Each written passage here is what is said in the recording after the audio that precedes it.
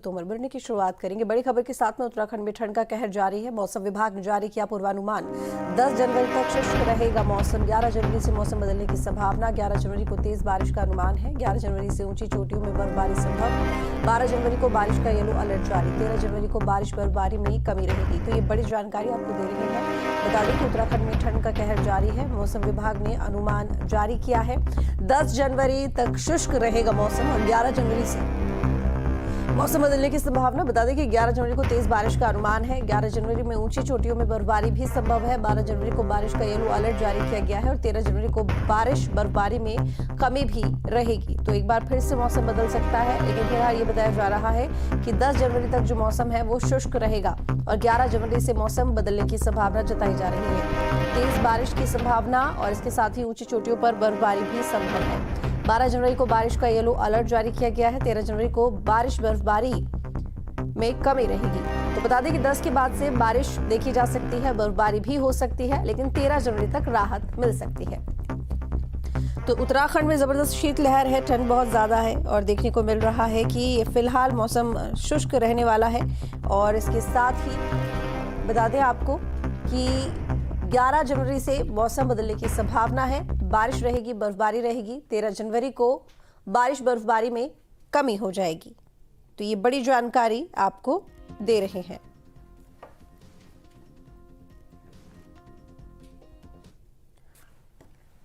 धर्मनगरी हरिद्वार में कड़ाके की ठंड पड़ रही है। पहाड़ों पर बर्फबारी के बाद गलन बढ़ गई है। कोहरे से तो थोड़ी राहत है, लेकिन ठिठुरन बढ़ गई है। कोहरे और भीषण ठंड के बावजूद लोगों की आस्था में कमी नहीं आई है। देश प्रदेश से लोग गंगा आरती में शामिल होने के लिए हर की पैड़ी पहुंचे हैं और आरती से पहले गंगा में आस्था की डुबकी लगाई। वहीं भीषण सर्दी ने सड़क किनारे रहने वाले लोगों की परेशानी बढ़ा दी है। हर की पैड़ी इलाके में लोग ठिठुरते हुए दिखाई दिए हैं।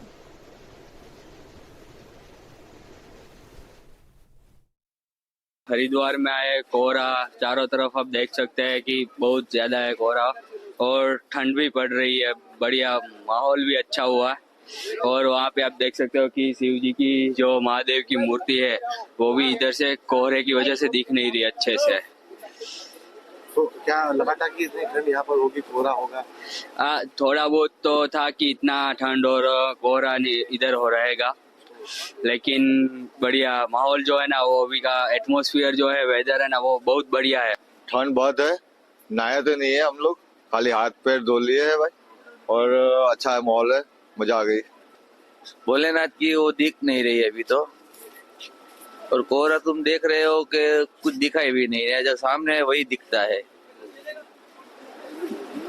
हवाएं भी चल रही है, हवा है बहुत नहीं है, कम है, लेकिन ठंड की वजह से बहुत लग रही है। अल्मोड़ा से हमारे साथ में संवाददाता दिग्विजय सिंह जुड़े हुए हैं। रुड़की से संवाददाता अली मेहंदी हमारे साथ में जुड़े हुए हैं। दिग्विजय, अल्मोड़ा में कैसा मौसम देखने को मिल रहा है? हालांकि फिलहाल अगर मौसम विभाग की माने तो ये कहा जा रहा है कि फिलहाल 10 तारीख तक जो मौसम है वो शुष्क रहने वाला है। बिल्कुल, अभी यहाँ धूप खिली हुई है, जो नीचे के इलाके में थोड़ा कोहरा दिख रहा है। अभी टेम्परेचर की बात कर तो 3 डिग्री टेम्परेचर यहाँ का है। बारिश अब के बरस कम हुई है। वैज्ञानिकों का भी कहना है कि जो पहाड़ी इलाके हैं, नगरीय क्षेत्रों में बर्फबारी अब के बार नहीं होगी, लेकिन अब मौसम विभाग का पूर्वानुमान है कि 13 के बाद यहाँ बारिश होगी और उसमें बर्फबारी की भी संभावनाएं हैं। अगर इससे पहले के मौसम का हाल की बात करें तो अल्मोड़ा के नगरीय क्षेत्रों में बर्फबारी नहीं हुई, बारिश हुई थी, कम बारिश थी, लेकिन जो हिमालयी क्षेत्र है वहाँ खूब बर्फबारी हुई है।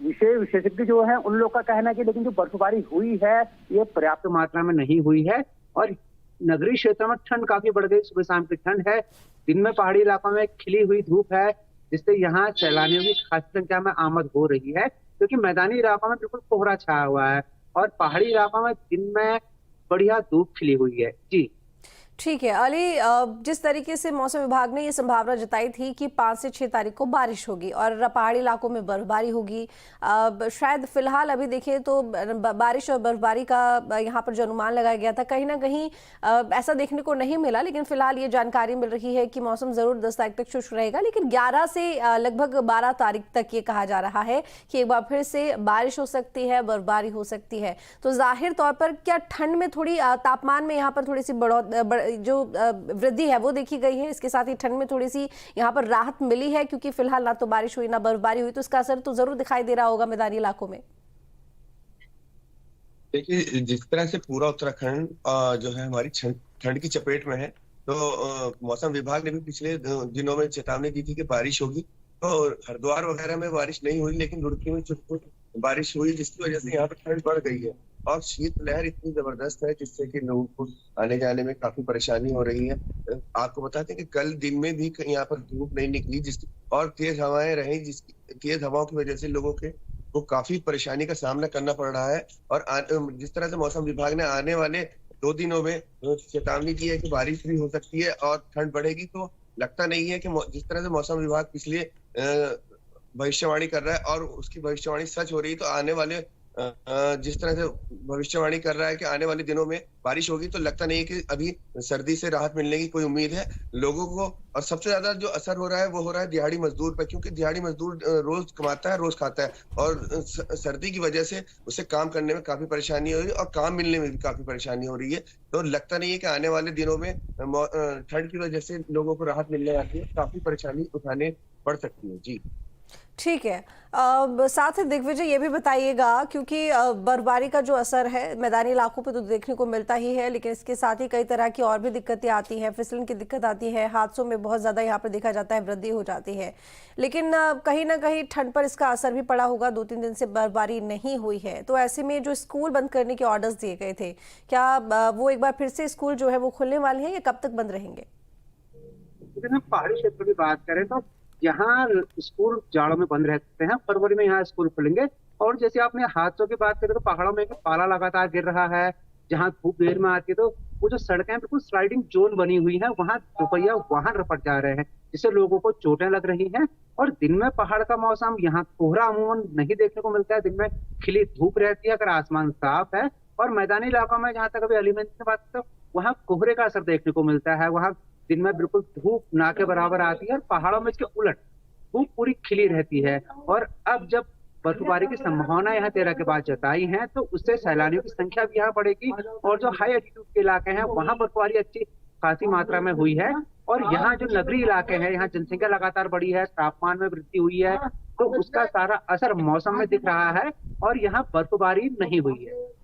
ठीक है अली, जाहिर तौर पर जो लोग हैं वो ठंड से परेशान हैं, लेकिन इसके साथ ही प्रशासन की तरफ से जो तमाम इंतजाम किए गए हैं, पिछले कुछ दिनों पहले ये खबरें सामने आई थी कि इंतजामों को लेकर अधिकारी ध्यान नहीं रख रहे हैं। हालांकि उसके बाद ये कोशिश की गई कि जो इंतजामों में लापरवाही की जा रही है उसको देखते हुए जब शिकायतें मिली तो ये भी ऑर्डर दिए गए कि अधिकारी इस पर खास ध्यान दें। तो कुछ बदलाव देखने को मिला?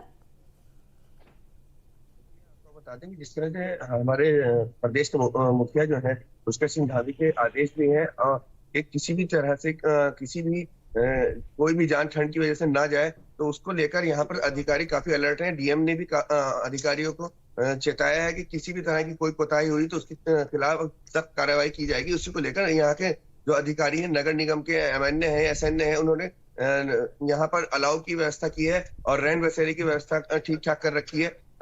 प्रशासन जो है शाम के समय खुद भी जाकर देखते हैं कि जो पॉइंट है जहां पर अलाव जल रहे हैं वहां पे अलाव जल रहे हैं या नहीं जल रहे हैं।